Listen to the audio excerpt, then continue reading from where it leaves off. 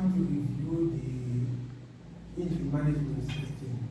The engine management system is basically a computer-based system which controls the engine functions. Mainly the two engine functions that are controlled by this system the spark timing as well as the fuel metering measurement and delivery of fuel. This is an example of an electronic control system which has got sensors and actuators and of course a programmed computer.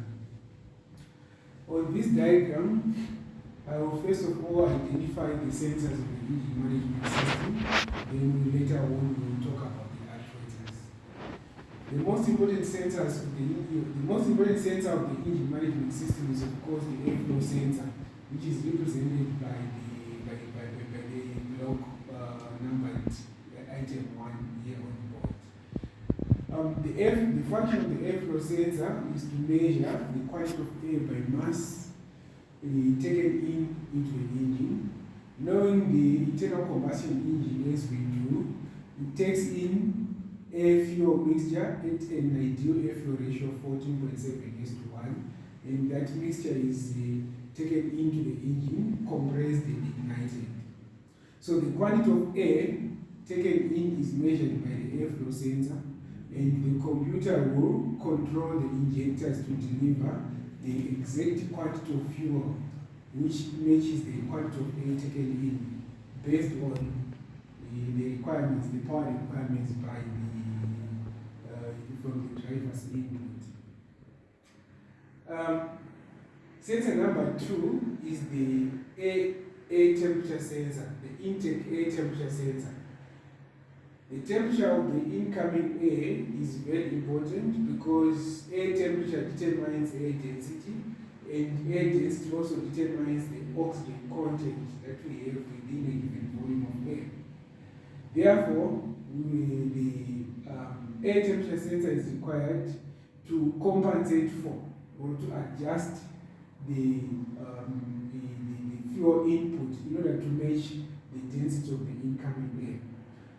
Normally, the air temperature sensor is integrated or combined with the airflow sensor in the majority of modern vehicles, but in the past there used to be an independent air temperature sensor which was not integrated in the airflow sensor.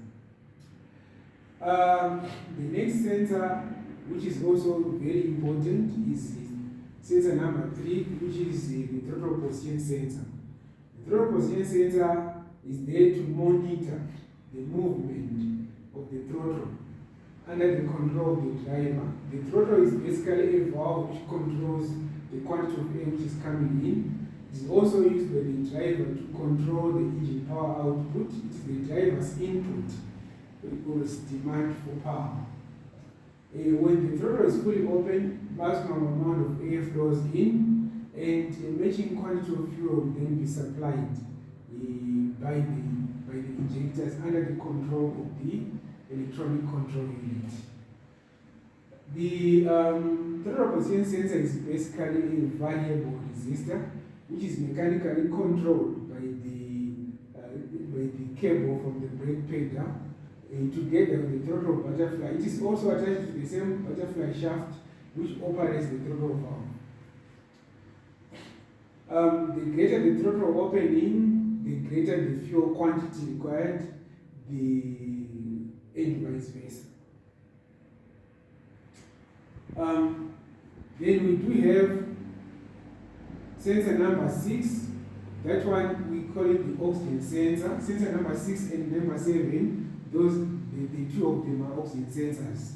The first one, number 6, is a pre-cut sensor, a sensor which monitors quantity of oxygen before the catalytic converter. And the sensor number 7 monitors the quantity of oxygen after the catalytic converter.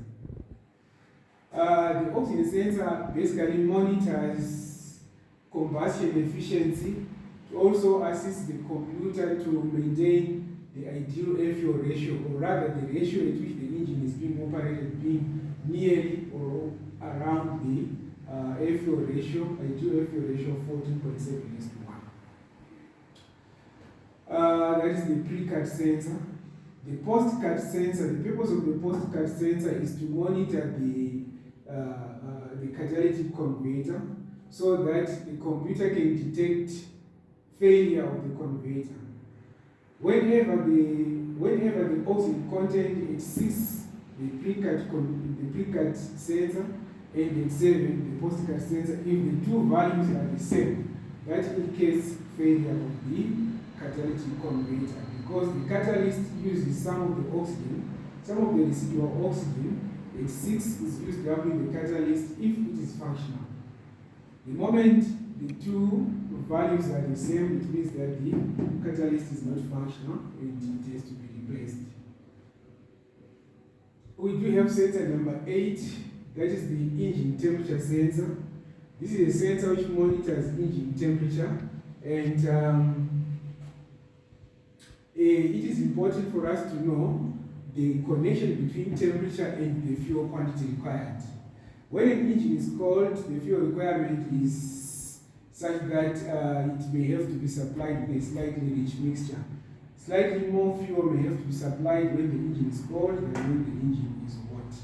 And hence, the temperature sensor monitors engine temperature to help the computer to calculate the correct fuel quantity, which is in line with the temperature at any given time.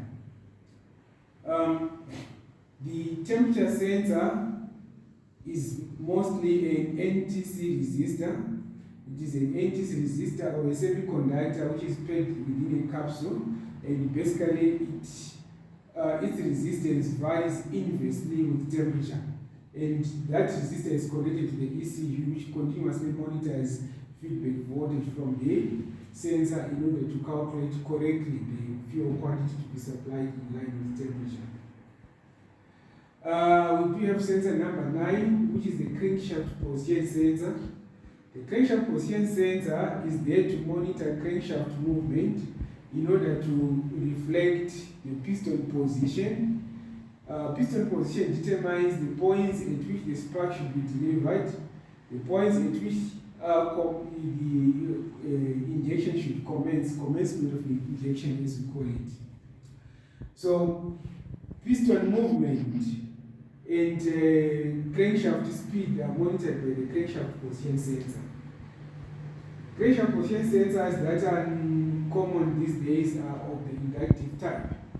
It is simply constructed with a magnet and a set of windings, and the rotation of the reluctor, which is attached to the crankshaft, produces pulses which are counted by the ECU, and they are then used by the ECU to calculate speed and position. Then we do have sensor number 10, which we refer to as a knock sensor. The knock sensor is there to monitor the engine so that spark timing, the spark should not be over advanced. Generally speaking, the default settings of the modern ECUs are such that the spark timing is set at the knock limit, and the knock sensor is simply monitoring the system to prevent over advancing of the spark beyond the knock limit, which will lead to engine damage. It is basically a listening device attached to the computer, and the computer is there to identify the point at which the knock limit has been exceeded, and having been exceeded the knock limit, having exceeded the knock limit, the computer will then retard the spark in order to prevent engine damage. So basically, these are the sensors. The general sensors that are on an average engine, the general sensors that you find on the engine management system, just in short, to summarize, in short, they are the airflow sensor to measure the quantity of air flowing into the engine by mass, the air temperature sensor to measure the temperature of the incoming air for compensation, the throttle position sensor to measure throttle movement, throttle position as a reflection of the engine load, the pre-cut sensor to measure the residual content of the oxygen as a reflection of the combustion efficiency and air fuel ratio. The post-cut sensor, that is after the catalytic converter, to monitor the functionality of the catalyst. Then the temperature sensor to monitor engine temperature, that is to ensure that correct quantities of fuel are supplied to the engine in line with engine temperature. Then the crankshaft position sensor, which helps the computer to calculate the correct quantity of fuel in line with speed, as well as to determine the specific points at which the spark can be delivered and injection can commence. Of course, the knock sensor is also there for purposes of monitoring spark timing to prevent over advance, which can lead to engine damage. Then we go into the actuators of this system. There are only two actuators for this system. That is the injector. The injector is there to measure and deliver correct quantities of fuel. It is pulsed, open and closed by the ECU, and basically it is opened a variable length of time, which closely matches the fuel requirement based on the values imported by sensors. Then the other actuator, important actuator, is the coil pack. The coil pack is there to produce a high voltage spark, which is then delivered to the spark plug, and it is supposed to be delivered at the right time with the piston and TTC to ensure that the air flow mixture is ignited at the right time and sustain the 4-stroke cycle.